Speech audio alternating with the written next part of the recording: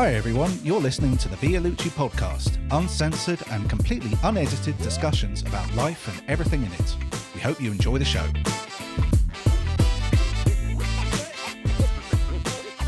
Let's say hello. Hi, everybody. Hello everyone.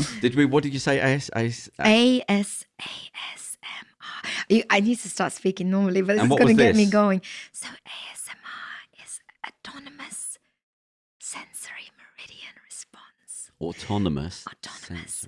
And it gives you tingles and you have to like do this and do that. Oh, And you speak very gently and it helps with people to soothe them and to make them Can you? What was you going to say? I was going to say, Can you do it in ASM? ASMR.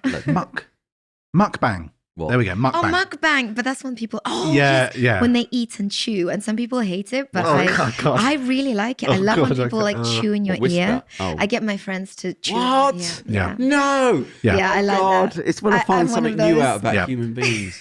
People eating. There's one video that, and it was a small Korean woman eating raw beef and raw onions, and very loudly, obviously down a microphone, and it made me feel sick. So Yeah, that's the thing. I think it's one of those things. It's like you love it or you hate it. Yeah. So a Do you lot know of when you people. say that, right? My feeling was like, oh God, I feel really bad for people. Like that was my feeling when you said that.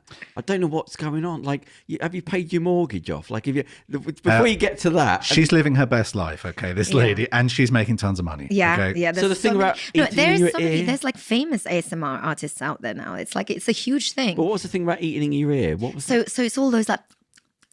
Yeah. It's all these noises and there's a Chomping. lot of chomping and people love it. But they don't only do that. They like use like tools and scratching things, and they pretend they're brushing their hair so you can feel like you're in a salon. It's kind of like giving tender loving care to It's like someone I've got that nothing needs to it. grab hold of. I'm sort of figuring what is the. It's not pervy. It's not. No, it's not. It can. I mean, you can make it more sensual, but a lot of it it's relaxation because a lot of women do it with women. Well, But the eating in the ear. Yeah, eating in the. Well, you put your. It's got to do something. It's got to be in. something to being in the womb and the mother. It's gotta literally a be. simulation of being held by your mother Yeah, as a it's baby. got to go that you far know? back. Yeah. Kind of. Was there a problem in birth? Like there's got to. Maybe. Anyway, sorry. Yes, hi. Oh, you should probably we are- introduce. Yeah, well, Yes, this isn't an ASMR show. Yeah. I don't know if I've pronounced it. Is it Ksenia? Ksenia And how do you pronounce the surname? Lavrentieva. Ooh. Ksenia. So is that Russian or is that? It's not Russian. I'm going to can't help it now. Yeah, it's Russian, but I think Ksenia is also a Greek name. Oh, so what are your parents? Mum is Russian and dad was Georgian. So really, I'm actually right. Eurasian. Yeah. Okay. Yeah. So where were you born? Sounds more exotic than Eastern European. Oh, so where were you born? I was born in Georgia, Tbilisi. Oh, okay. Yeah, Do you go back the there former then? USSR. Do you know what? I've only been back once. I was transported from Georgia to Taganrog, then from Taganrog to Moscow, and then from Moscow to the UK when I was 7. So I had a Right. And your journey, accent yeah. stayed. You still got the accent. I do, but I think it's more like transatlantic. It's not very Russian. It's No, a but it's slight. still held on though. 'Cause I'm from 7. That's quite a lot. Interesting. There is a thing I watched about. It's something to do with the amount of time that's passed in a city where people haven't left, right? Yeah. Where you get these small towns that no matter if those people leave, it stays with them forever. And one of the examples was Arnold Schwarzenegger, Yeah. who comes from Graz in Austria. I can't remember the town within Graz. Graz is the bigger town. And yeah, they looked at it and said one of them towns and nobody left it's such a small town that it's ingrained in, there's been no outside influence at all for so long that no matter how long they live, it will never leave their vocal cords. And you go, wow, that's like, because think how long he's lived in America and he's still got that heavy accent. Yeah. And he had accent removal classes when he was trying to get films. Yeah, because it has got better. Because bless him if you've, I mean, sort of. It's like a robot. but I mean, if you heard the undubbed version of Hercules in... Oh, yeah, that's not fair, though, because he basically couldn't speak English at the He time. was speaking like frenetic. They had to write it out phonetically for him. And they use an American thing. But when I listened to his audiobook, he said, I was saying words. I was saying the noises of the word. I didn't even know what the words were. So the mouth hadn't got round the European, you can't say. Yeah. But he said, I was saying words. It was the noise I was repeating. So he learnt it And he was phonetically. like 21 and you can't, so I forgive him. But when you're like 70 and you've still got the heavy accent, you go, wow, that's ingrained in you. That I hasn't think some left. things are ingrained because there's some words that I pronounce which are really in a strange way. It's almost like it's not dyslexia, but it's something else where I would completely change up the letters, and it's Anyway. So Yes. there was 3 main things I wanted to touch on with you. One is the plant-based thing. Mm-hmm. You done your acting. Yeah. Well, 4. You had a stint in Big Brother, and also the stuff you got coming up. Yeah. Now the plant-based thing. Now we were not expecting you to be an expert, but it's what I noticed you from. So you're vegetarian? Vegan. Right. So this is the first. So what's? So basically, a vegan is someone who doesn't consume any animal products at all. So even if there's fish. no fish. So vegetarians, they eat dairy, but then they don't, obviously eat fish or meat.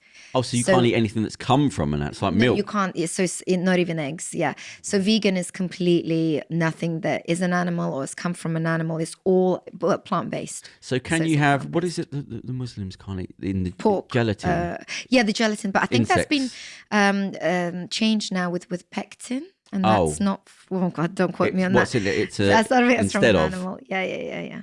When Even the gelatin, 'cause that's all the hoofs and the tails. And when did you start becoming a vegan? It was early 2018. Oh, so recent. It's not a lifelong teenage thing. Oh. No. It's what happened? 3 years Why? now. Or maybe it was the end of 2017. I really should know that. So what happened was my friend went vegan first, and I think that's what happens. It's kind of like word of mouth. And I was like, what's this? And I remember actually I really rejected it at first, and I was like, I've got so many other issues in my life, and what do you mean? I'm good, But then she didn't give up on me, and then she started sending me videos, and because I'm very not curious, the animal cruelty. yeah, Oh God, yeah. see that. And that's the thing. I'm one of those people. Like if somebody tells me, okay, read this book or watch this, I always do, because even if I don't want to, even if I don't really understand it, it's a way for me to understand something different. And naturally, if someone else cares about it, I want to kind of respect it and be like, okay, let me just look into this because I don't know about it.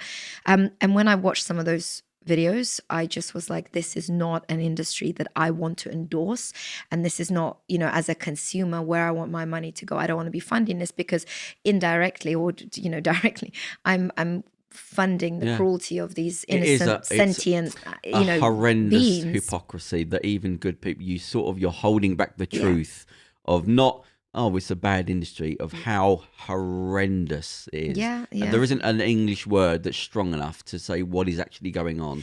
And I don't think most people actually realise. It's pretty evil. You think of something in China and people train bad animals, but you go, no, if you realise what the whole industry is, the whole thing. Well, exactly. It's horrendous. Yeah, it's really is something out of a horror movie. And it's not exclude. Like, I think some people think, but there's factory farming, or there's like these sweet little farms. But yeah, maybe there's 1 or 2, and they still get slaughtered in the end. Well, even like free range, you can't even trust that word anymore, because the loopholes they jump around to just about cover enough. Well, free range means you can have 2 feet instead of 1 or whatever it is. You go, well, that's not free range, exactly. is it? Don't believe anything. They've made you believe the word means something that's not. So it's terrible, because I would get free range eggs, and now I genuinely don't know what's not non-caged, free range, genuine. I actually don't know what's. Well, it's like a company saying, we don't use sweatshops. Well, they don't, but then the subcontractor does. You know what I mean? There's always a sort of way around this. There's always something, and I ended up in so many arguments with these kind of things, and so many heated discussions, because they'd be like, but then you're doing this or you're doing that,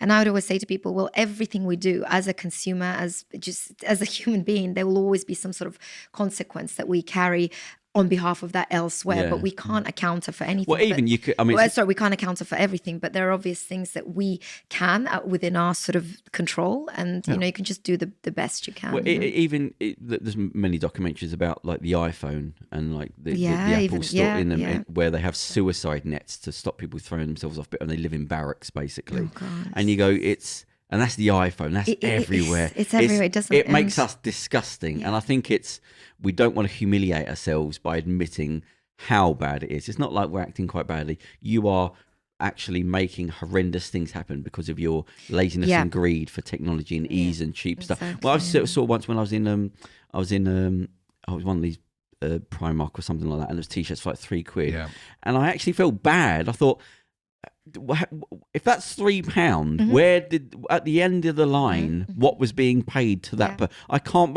Anything that should. I knew a guy who would buy t-shirts to clean his car with because they were so cheap, And that stuck with me. I thought, that's disgusting. And it's just... Yeah, the fashion industry, that's a it's whole other embarrassing. wormhole. Yeah. Guess what? Yeah, all these industries seem to be based on cruelty. Oh, when you and- get into leather It is. and It's things. whether it's human injustice, Yeah. whether it's animal injustice.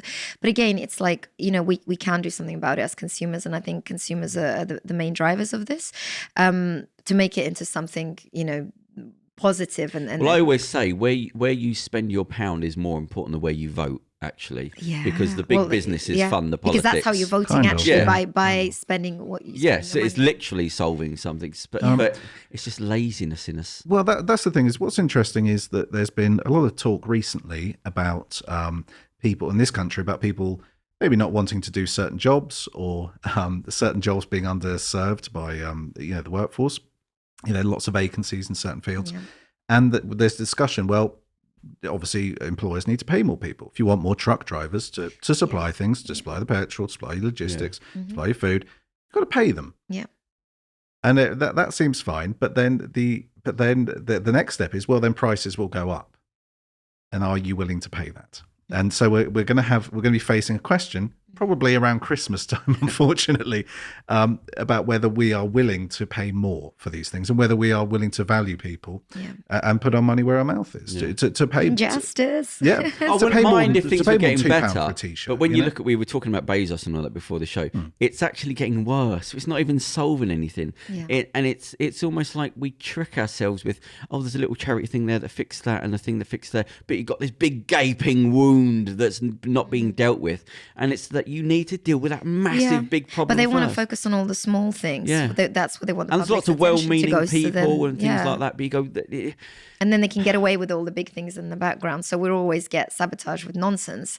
and And it's then, just- that takes our focus off I the don't real know. There's things. nothing to fix it at the moment. We haven't got there yet. We Yeah. don't know how to fix things. I've realized I don't think you can even fix the world. I think it has to almost fix itself. And I By just always accident. hope You have to hope for an the accident. younger generations will be more But that's a scary inclusive, thing. more kind and more informative, Yeah. more, and I think that is Yeah. kind of happening. The only Yeah, thing they I seem a hold lot. They on- seem a lot more tolerant about Yeah. things like Yeah. sort of race and They're more sexuality and acceptive of gender. things. And, Yeah, well, they- And there's so many more young vegans as well. yeah. Young kids that are not eating. They're like, oh, I don't need an animal, mommy. You see all these Well, we're right. videos I said on YouTube. where we are. and- We're right opposite a restaurant that's basically a whole vegan place. Yeah. are we? Over there. Don't Oh, say it. okay. but- Right. Yeah, we've been in there. Oh, right. Yeah. That's nice in there. Yeah. But my only glimmer of hope that all the negatives that we speak about Yeah. is the one thing that did save things slightly was the internet. Yeah. Because the internet made the early stages of what the internet is and everything that sprung from it. It was the first time where we could bypass mass media and see what was going on in the world. Exactly. You, Yeah. you could actually talk a to each double-edged other. sword. It wasn't Yes. that media conglomeration and that William Randolph Hearst and Yeah. now you could bypass the Yeah. the PR, which is what it is, Yeah. and propaganda. And we've all now gone, oh, hang on, what was happening over there? Oh, yeah, look what's happening. Oh, hang on, so you there. And there you go, oh, this is a real thorn in their side because we now can communicate and show what's been going on in the world. Black Lives Matter, the veganism, all that, Yeah, exactly. where we're now starting to go, oh, we are now starting to see things. Yeah. So that generation coming up is the first one that wasn't sold yeah, propaganda exactly, in yeah. every country. And I hold on to that as well, now at least we've seen Yeah. the problems. Yeah. Might not be fixing them right now, but now we can see that they're there. And especially, I think, with all the documentaries Yeah, that are, yeah. that now we can view that are not censored That wouldn't be on as mass well. that wouldn't be on TV. because Yeah. there's you've got Game Changers, you've got Dominion, you've got Seaspiracy now, which are incredible eye-opening things. And I really think people should watch that, even if after they still make the decision to, buy into those things. But I really feel like it's something that, I just wish everybody knew about it. So the restaurant over the road, so I've got one of my favourite people in there, call her Miami because she's from Miami and I can't remember her name. But I was speaking to her about the vegan, because I said, do you have to be a vegan to work in there? Because the whole thing's vegan. No. You don't have to be vegan to work here, but it helps. Yeah, I was thinking, come on. So if you come in with like a McDonald's bag, But you see, I think actually this is what I feel that makes the separation. And that makes people against vegan. Actually, to be honest, I don't even really use the word vegan anymore. I say, it's not a I'm thing plant-based. anymore, It's not, because you're making that segregation. You're creating animosity. And actually, I think, if more non-vegans came to vegan place. so this is what I asked. Didn't judge them, I asked her, you know? I said, so we got into the job today. I said, right, so could you date somebody that was a meat eater? Yes. And she Look at said- me. I'm like, yes, I did. Yeah, see, I would have thought you'd be more militarian against it, but you're not. Like, she's not. She said, no, I'm not going to tell somebody Yeah. what. But Because that's the only way as well. When you lead by example and you don't, push that on people, they're that's more a step likely to actually forward. be like, like they're more likely to get them to ask you questions. So because I thought, probably that antiquated thought, I thought you'd be going, you can't either. But no, you have moved on from that. You have understood. There is a thing now. Absolutely. We're And I not think the soldiers. new line of vegans is not, it's much more flexible. What are you going to say? I was going to say, my mate's wife is a vegetarian, Yeah. which kind of makes him a vegetarian.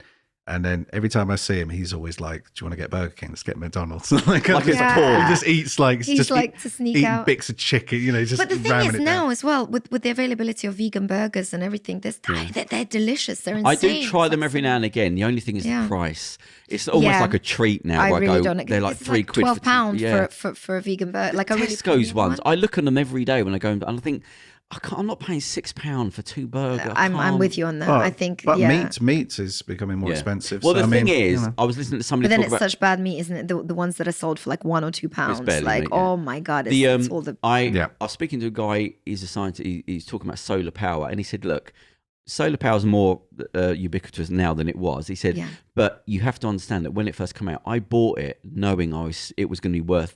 I think he said $50,000 American, knowing it was going to be worth 5,000 in 5 years. But Yeah. the only way you bring the price down is by people's buying the thing."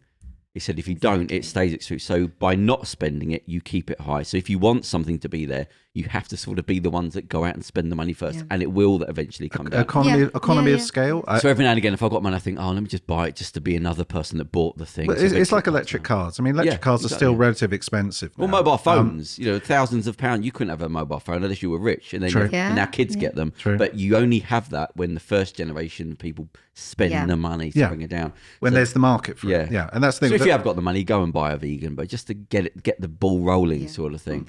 Well, there's a lot of vegan stuff that's cheap as well. I mean, the fancy burgers, but then there's some. The thing is, actually, weirdly enough, I think being vegan, people like, with animal products, there's actually only maybe 5 things you can have: fish, meat, eggs, dairy, like 4 things, right? I don't think I missed anything. With veganism, like plant-based, there are hundreds, right? If not thousands of, well, maybe thousands. But you know what I mean? Like, think of all the seeds, all the grains, all the fruit, all the nuts, all the tofus, all the tempehs, all the it's just never ending. So there's so all much those you can- vegetables that I don't even know what they are. Like Exactly. sometimes I go to like a Some people random don't know corner what- shop what they are, and I'm yeah. like, I don't even know what that is. That looks weird. Yeah, it looks yeah. interesting, but I don't know. It's just it's things that's always the problem is the protein thing. That's the big thing. is getting around I think, I protein. don't know if that's, well, again, I'm not a scientist or anything, but I honestly think that's a myth. I looked into this a lot. And I think if you watch the Game Changers with all the athletes, you'll see, because all these people, plant protein Oh, right, yeah. is, a lot of it's supposed to be much higher than actually the protein in meat.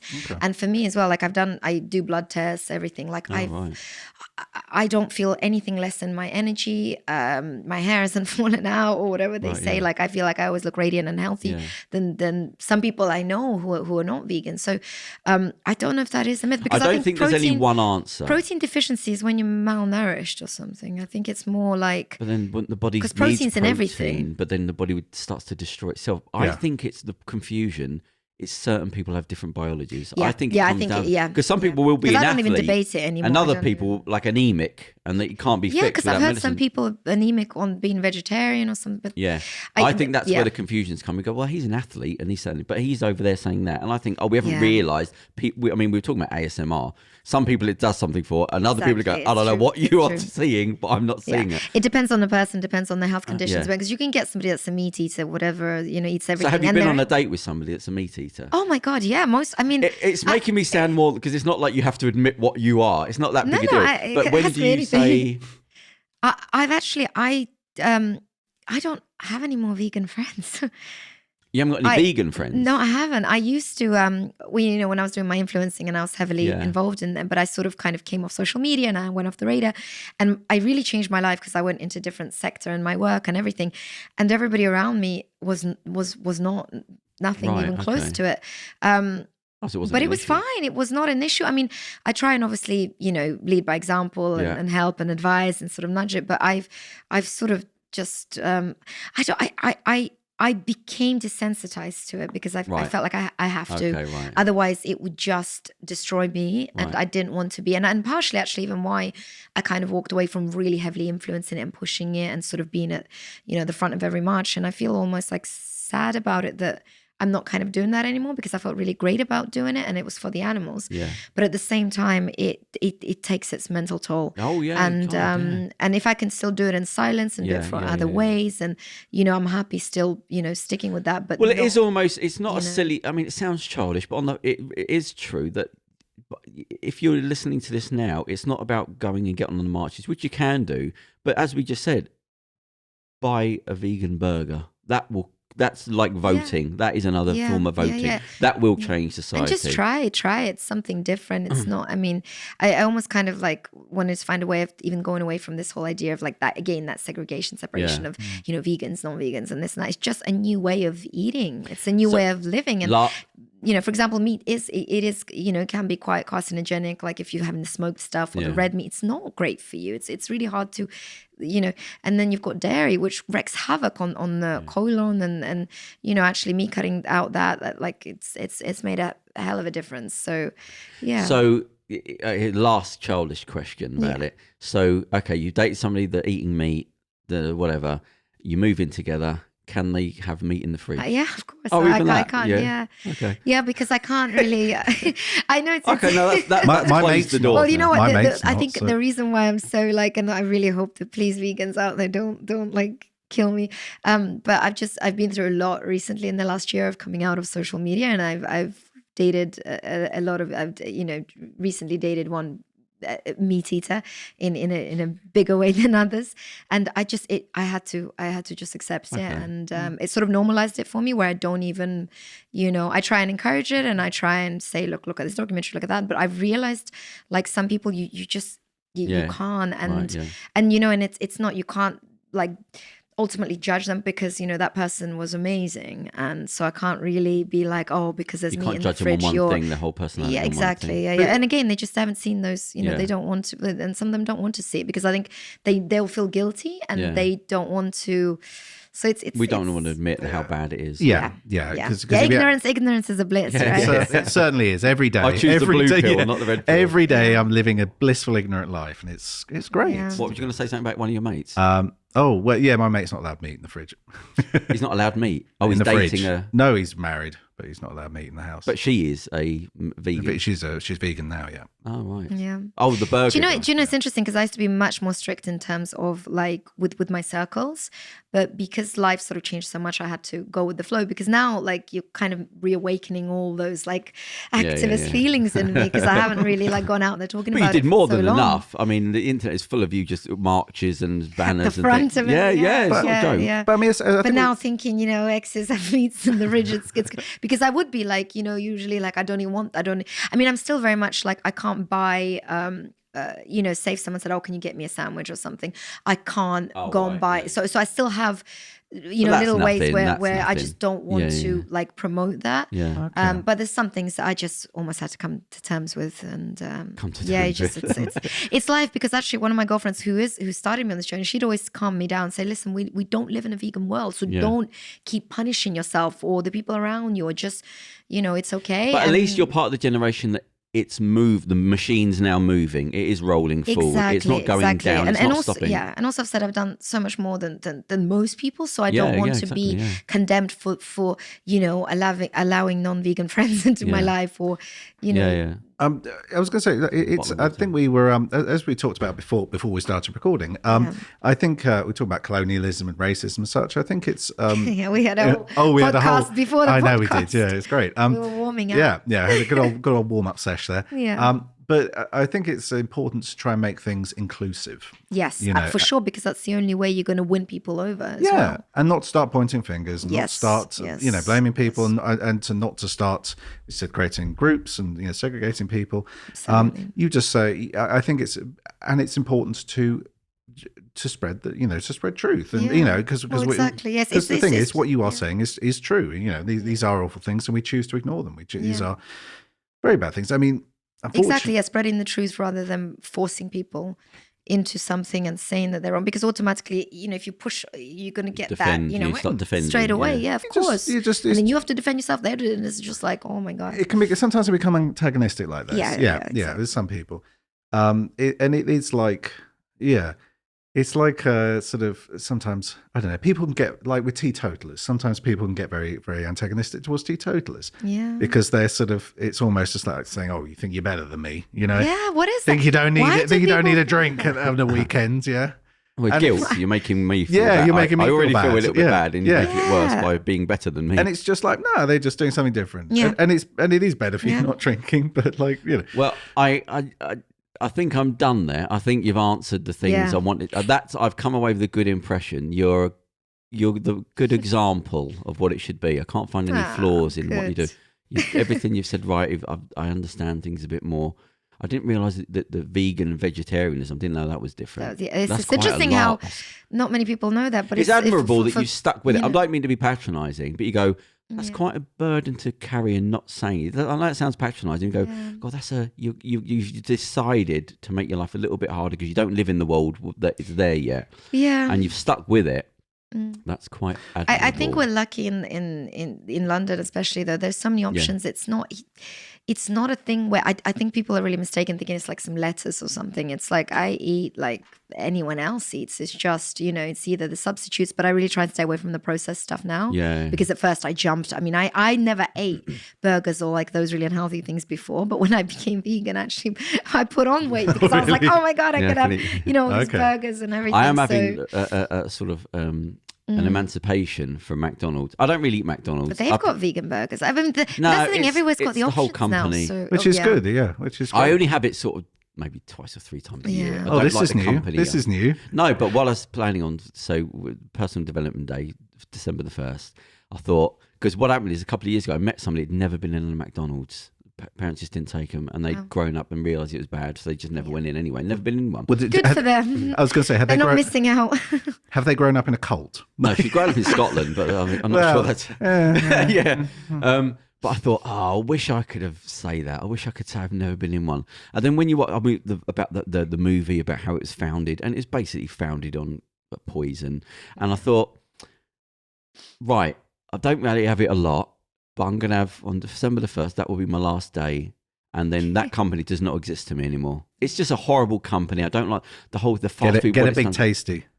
Yeah. I don't even know. Nearly a day's calorie in one meal. I don't go there, and then I'll go in and I think, let me just. It's late at night, I was working nights, and I'd go and I get something, and I go, God damn, that's salty. You don't realise till you're away from it, and you just like a burger. Go, wow, that's like I can feel the salt. Yeah. So I think December 1st, I'm having it, and that's my. Okay. It doesn't exist to me. It's dead to me. Good. I won't even know what it is. It's just you shouldn't support that sort of thing. In fact, what I was saying once before, I watched a documentary on Channel 4, I think it was, and it was like a slightly jokey, not really. It was a documentary, and it was like, if the devil was on the earth, what company would he have run?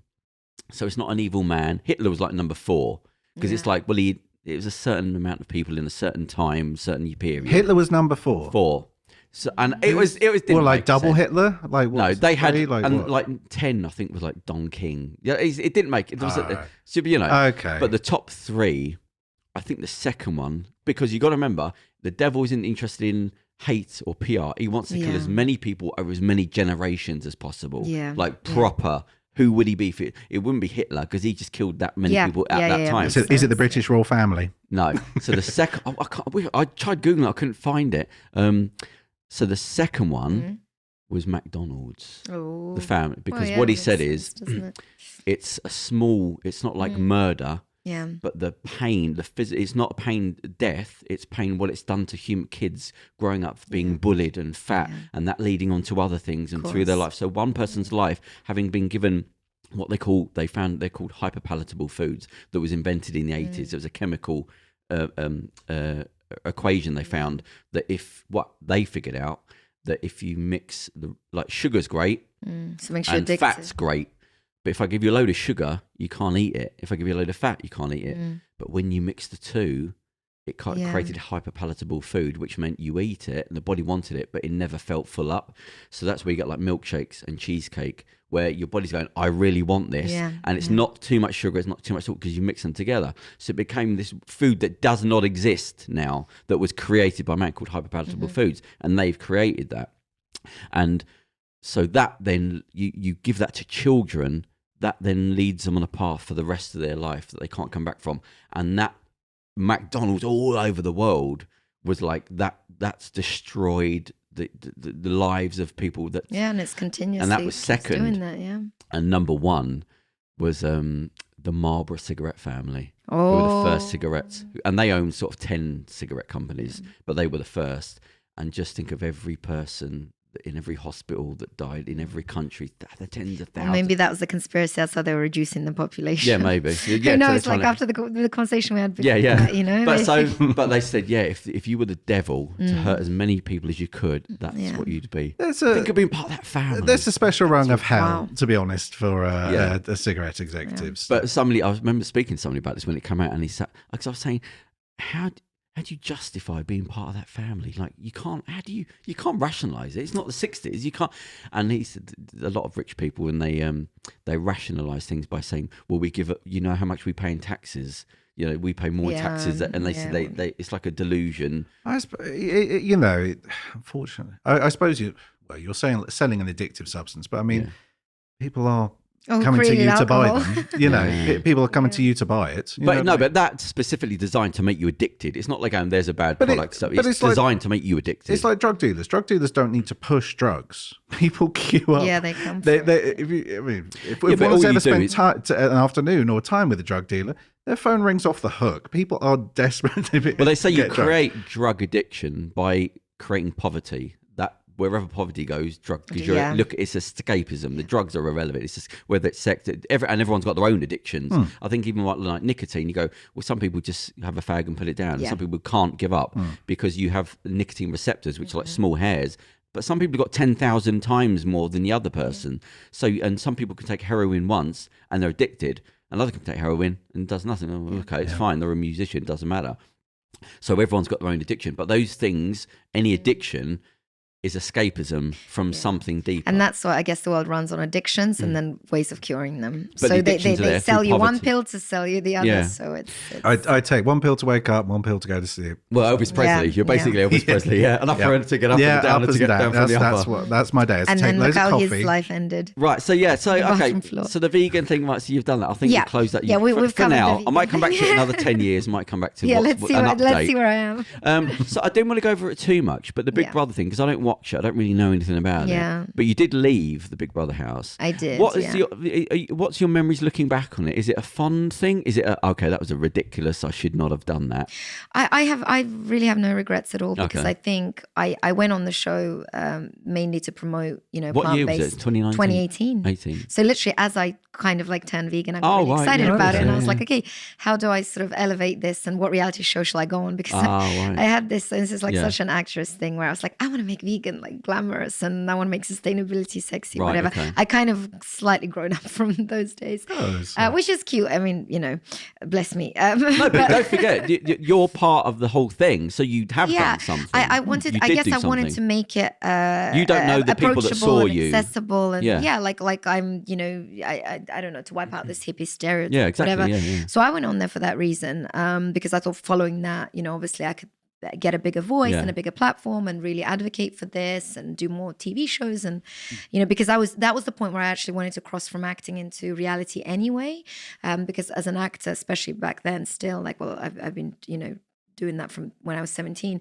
Everything was so limiting for me because I was always Eastern European girl, and there was always like these guest parts here, there, and like bits here and there, but it never really led to anything because I never had a chance. So it's just a quicker path to get there. Well, I guess it was a path that keeps me on screen and, doing what I love doing, which is, being on screen. And it was a big thing at the time. Well, it still is. Yeah, and I just thought maybe with my personality and everything about me, that might be a better avenue for me. So how long were you on there for? 2 weeks. I went. It's not quite long. I wouldn't last a day. I wouldn't last. Yeah, I think some people. So no regrets, because I think it was one of those social experiments that I think will go down in television history, and I think it's actually really cool that I was a part of it. But at the same time, with reality and everything, there is a stigma, and some people think it's really cool, and other people think, oh, look down on you for it, kind of thing. So I came unscathed because I think it actually did give me somewhat of a platform after to advocate, and then I did everything in a very more like serious and structured way. So I was never labeled with that. So I sort of veered away from that into something more serious, because again, even with influencing, it didn't really fulfill me at all, actually. And the whole idea of social media and having to compete in that arena, and especially because it was veganism, it's still like a niche, and I wasn't willing to put up pictures of myself half naked to get sell your soul, basically. So I think it really it just wasn't for me, because it wasn't happening to the scale that I would have really wanted it to happen. And actually now I feel great. Like I don't miss it as such. Right. Like, I mean, I am sort of coming back and doing something slightly different, but in a very different way, where it's going to be working with people. You still look back and go, okay, I'm glad I did it for the experience. Yeah, for sure, because I think I still kind of like was there and campaigning and doing the right thing, at least. I did it not for the glory of like trying to, I don't know, be famous or be like an Instagram or whatever. It was like I wanted to raise awareness, like looking at, and make a difference. You are a good model for that, like I said, the veganism thing, because even on the Big Brother, because you won't have had fan letters writing to you, but you would have been another person that people went, oh, look at her. Yeah. And you won't know the people that you affected. Yeah. So it wasn't for sure, because I did have some really nice messages on Instagram saying that I've changed their way of seeing things, and they've turned vegan, and thank you. So there was a lot of positives with it, actually. So what did you say about dropping social media? Was this after the Big Brother thing? So after Big Brother, so that's when I really started doing the whole influencing thing. And I think I did it for like 2 years or a year and a half. Right, yeah. But then again, I kind of lost my motivation, because I just was like, you realized what it was yeah, because I mean, one, it's weird, like I'm a big paradox, because I like all that, and I thought that's all I wanted, because obviously when you're an actor, what did they say, you were always unloved by your parents or something, because why else would you get into acting, so it's always like, you want to be me, look I at need to me, get love like, from somebody, exactly, even if it's strangers. Exactly. So not far from the truth. But then eventually, I think as I started to get older, I was like, this doesn't satisfy me, and I don't really know these people. I can't. Who am I doing this for? Like for a couple of like I mean, I was never huge influencer, like 100K or whatever, nothing like that. But I just felt it was a very lonely place professionally, and I really wanted to be integrated into a team and really make a difference in a different way. And I think the constant sort of battle and having to fight for something and having to articulate yourself correctly and sort of be judged, and because I think when you are promoting a topic like anything like veganism or I don't know, transgender or anything where you're standing up for something, it's quite a negative frequency actually to be in a way, even though you're trying to do a positive thing, and it's not for you got to have real thick skin, and to some extent I do, but to some extent I don't. So I was just like, I don't want to keep giving my life to this, and I kind of want to take a back seat and not continuously like upkeep, putting your life out and trying to top everybody around you, and like I'm doing this, especially when you have to manipulate your image of somebody. Some people are willing to do that, and some people are not. Yeah, exactly. And I just couldn't. I couldn't compete with that. It's not what my soul is truly aligned with. So Charles has no social media. He has no online presence. He's just giving the finger up to it. I think it's a good thing, and I think, or even just have one. Like I only have Instagram now, and I actually deleted my influencing account, and I literally went into the cobwebs, and then I started again just putting out a few of my like kind of main things, but I don't have it's just Instagram now. I thought this whole social media thing would blow over. I really did. I remember having a conversation a good 10, 15 years ago, and Facebook was first. When Facebook still... MySpace was around. MySpace, my God, I remember that. I was never on it. Well, no, Facebook, you had to have a university email to get on. Like that early on. I was like, no one's going to be into this. It's all going to blow over in a year. And that was...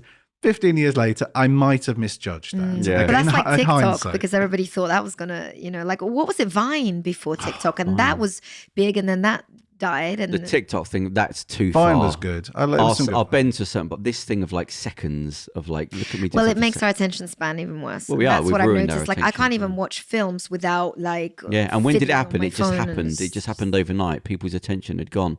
I was listening to a podcast recently, and they're talking about the psychologist said there's a ticking time bomb that I'm seeing that's going to come ahead, and it's people's attention. Yeah. They can't. Their attentions have gone. It's gone. Yeah. What was you going to say? I was just going to say, you know, you look at one wear it big video, and then all of a sudden, What that is. it's a thing where ladies wear a baggy clothes, and then they're like reveal, oh, actually, I've got a great body underneath, and you're like, well done, fantastic. Oh, there's you watch so one much. of them, and then all of a sudden that wrecks up your algorithm, and that's all you're getting in your feed. And then, of course, you keep watching them because they're there and they're very attractive. I logged that's all onto you my end up Facebook watching. the other day, just to see what was going on. I hadn't been on there for about a year, and I looked up, and I'd forgotten I'd put myself on there as like 100-year-old woman, just to annoy the algorithm. But it's just, I've said this before. I think because it's so ubiquitous, social media, I think in the future, privacy is going to be a currency. I think the elites are going to be the one with the privacy. Do you know what I mean? It's going to be, absolutely. You've actually not sold your soul. Do you know what I remember? Actually, in the Big Brother contract, there was a really beautiful quote because they really tried to put you off going on the show. Oh, really? Because they're covering themselves. Yeah. But it was something like anonymity is a precious thing. Once you forgo it, you will never get it back. Just letting you know. Yeah. And I did think about that. Like I do consider myself like a minimalist to an extent, and I love like, you know, less is more. Like I love like really seamless aesthetics and all like. I mean, I love the nuance of the just letting you know in a nice sort of flowery way. It was pretty full on the contract. P.S. Fame is a mask that eats into the face. Yeah, exactly. Tick that one as well. But I think it's nice when your internet, you know, online image is actually like maybe exclusive to one channel, and it's like really, I don't know, like really carefully curated things rather than spreading yourself everywhere. I hate social media. I don't care saying you know, it. I hate old the bloody selfies stuff. or whatever. Like I love keeping everything really minimal, really clean. Like this is where you go. This is my stuff. So, you know, you just get a more clarity. Trying to get balance back in just this chaos, constant chaos. And I think it's nice for people to like search for things or less is more. It's like be a bit more of a mystery. And I never thought I'd say that word because I wanted to, you know, be all over the place. But actually, I think we're ahead of the curve. I think we're by the we're doing fine. No, I'm serious. In pioneer. 10, 15 years, when everyone's everywhere, you'll start to go, oh, look, they're I know. the elegance. I'm off the, you know, in films when they were saying, oh, they're off the grid. Yeah, oh my God, off how the can grid, they be off the grid? Like, what is this? Yeah. Like, is he some sort of weirdo? Is he a psycho? Is he a murderer? why are you off there? But Why actually, are you I not on think, there? yeah. What are you up And to? actually, I think it's very attractive when people say to me, or dating apps, go back to dating apps, when, you know, you speak to them, they're like, oh, I don't have social media. I'm like, you're really cool. Because I'm like, that's awesome. Part of me, though, because I'm poisoned, I'm still thinking, why not on social media? Even though I agree with, no, I'm not, but I still think, What are you trying to hide? The poison, I just can't be bothered. It just says a mature person. I'm not. I just can't. And also, if you're busy with other things, like if you know you have other full-time job or whatever, if your job doesn't focus around social media, like for me also, like the whole interest went because my work had nothing to do with social, well, you know, in other spheres for the company or something maybe, but for my personal self. And also I felt like, okay, I'm doing something different now. I kind of want to clean up my image a bit more and be a bit more serious. And so I think it becomes unnecessary tool and you just use it for a form of numbing yourself or a form of entertainment. I think because things are so ubiquitous now, I think we're just ahead of the curve. In 10 years, everything you're doing now will be that, oh, look, they did it right at the time. And now we can't unpick what we've got to start deleting Exactly. stuff. So talking about the future, what have you got going on then? So I don't know what it is you do want to say. So I don't know how much I can actually give away, but it's so basically I'm working on a new project. I went to see the dragon from Dragon's Den. So I had a very interesting opportunity. I met Tuka Suleiman. And it was really interesting because I remember I used to binge watch. Not on the show. No, not on the show. Okay. No, I didn't go on the show privately. Yeah, privately. I had a private invitation. Oh, right. Okay. But I used to binge watch that show, and I'd always think, oh my God, if I was ever in for like, you know, because I've always wanted to be like doing something business-wise or go creating something for myself. But I never thought I'd get a private opportunity. And basically we went through 3 different rounds with him and finally got the job. So I am his business development strategist and podcaster for his Women's Health. It's a magazine, but we're going to have like an adjacent podcast to it. And we're going to be, it's going to be an e-coms essentially selling, actually, so I think this is where I have to stop. Yeah. But it's really really interesting because one, I think, working with someone like that is going to be amazing. And also what I love about it is finally I can combine the media work and my on-screen work, but also the business side that I've recently learned by moving away from social media and working for companies as an executive, and it was actually I started doing working for a startup, and that, I mean, gosh, you learn so much. So that's really exciting because then I can bring both of my skills When's the together. podcast looking roughly and being out? I think realistically it's going to be beginning of next year because there's a lot of work to do. There's a lot of work to do, and it's all on me. So I've got to restructure everything, figure everything out, bring all the talent on, talk to the experts. Are you doing any acting work then, or was that? I'm not. No, I don't. You're not proactively not doing it. You are still an actor. Well, interesting. I always said, well, if you Google me, it's an actor, Right, actor. okay, yeah. But I'm not doing that anymore. I mean, I think if again by chance some opportunity Right, somewhere yeah, down yeah. the line came up, I think because it's been so ingrained in me from such a young age, and my mom, she was a very well known Russian actress, so I grew up in this. This is like in my blood. Yeah. Okay. And I sometimes do still walk past billboards, or if I'm in the cinema and I look at adverts and I look at that, and something really does go through me because Yeah. I'm like, I remember this, like, and it really does evoke something in me. Yeah. But at the same time, I no longer want to, give my life to a lottery draw almost, or to be fitting into other people's dreams, or to be sort of continuously auditioning, because again, psychologically, you're continuously experiencing rejection, Yeah. and unless you're lucky enough to be working constantly. So Well, it's an industry built on rejection. well, The success exactly, is a small part of rejection it. and Yeah. feeling insecure Yeah. and feeling conscious and all those things. So for me, actually going into business and developing companies or developing strategies and making things work and bringing revenue to companies and growing, raising capital and actually working with some incredible minds, that's really exciting. And the fact that you get to talk, you're a good communicator. So that part of you is that it's an this is enjoyable why, thing to do. Yeah, this is why I'm so excited about this new project, because not only am I going to be able to bring my sort of people skills and because essentially, I mean, I was actually saying this is a bit far-fetched, but I love Oprah and I really like Joe Rogan, and I was thinking if I could pull something in between off, because my whole idea is to create a very intimate space, because it's all about women's health and wellness and their sexual health and wellness, which is like topics that I absolutely love.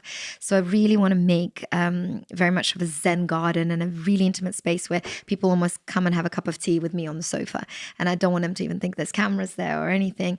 So and to really open up about conversations and subjects that we are taboos and that we don't talk about, but bring them in the right light. Yeah. The right lens. So I'm and I think as you get older as well, for some people, I guess you want to, I don't know, like you want to kind of stop talking about yourself or all that kind of stuff, and you want to I don't know, you want to connect with other people and do good through that in a different way. Yeah. I probably just, I'm mumbo jumbo No, I things mean, up now, but you know what I mean? It's like Yeah. you want to bring something different to the world, and it's not all about pushing yourself or your Yeah. businesses or something that you can take something that's like a big issue out there and Well, I think we normalize get it. confused when we're younger. A lot of the times we think, I am trying to fill a hole, I don't want attention. And it's not that. You just want to be part of something. It's not that you want something. It's just miscommunication within Yeah. yourself. You assume, I need this, I need that. Yeah. And then you get on and you go, oh, actually, I didn't want that. What I wanted is the other thing. So I Exactly. wanted to just talk and be a part of something that's worthwhile. Yeah, but- it's like you think it's what you want, but it's Yeah. actually not what you need. Yeah, exactly. And right, I yeah. think I've learned that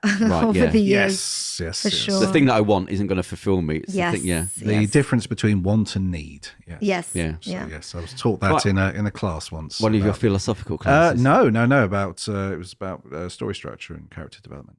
Yeah. Yeah. We need to go over your Tibet story, the Nazi Tibet story. Oh, not I've been now. saving. No, not now, but I've been saving it. We might be doing it for the Christmas, Okay, that's or maybe the Halloween podcast that we've got coming yeah, up. maybe. Yeah. Right, we're going to end there. Yeah, I think that wraps it up. Why are we Covered going it to all. end there? Well, we like to be honest with the show. So we're doing a late show anyway. Yeah. But We're an hour behind. Kerem Yes. got left on set. But I'm positive. So what I genuinely think, I don't think, oh, he's late. I think, Christ, he's been working all day. And then he's run across London this time, and then he's got to go right back across the other side of London. That to man get is home a again. soldier, right? He's a Yeah, he's soldier. a warrior. Yeah, it's not a bad. So thank you for that, Kerem. And thank you for you, because like I said, we've been Thank you sat for here for a you. Yes, while. you It did, is- yeah, It's you've a been- Friday. Yes. Yeah, it's So a it's Friday. Friday night. Oh, yeah. Yeah. I know that because I've Think been of at all work the things all we could be week. doing right now. Well, I've been So it's probably I was better at you're work. here. Yeah, It's well, yeah. Yeah. it's probably better for my health anyway. Yeah, it's that a I'm safe here. house. Yeah. So anyway, we'll catch up with you another time once you've got everything going, especially when Yeah. you've got your podcast going.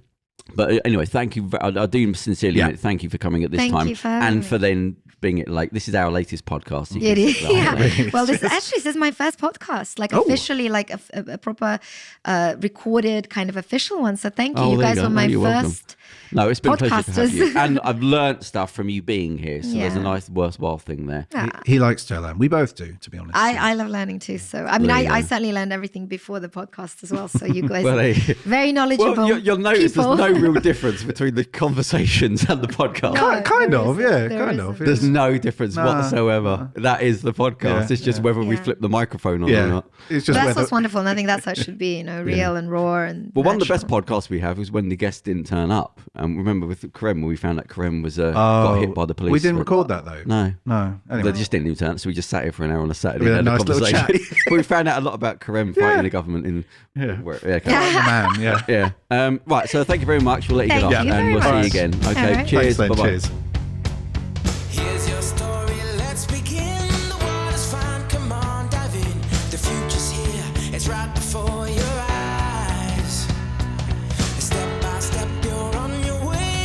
Welcome to a brighter day. Don't you know it feels good to be alive? You could be alive.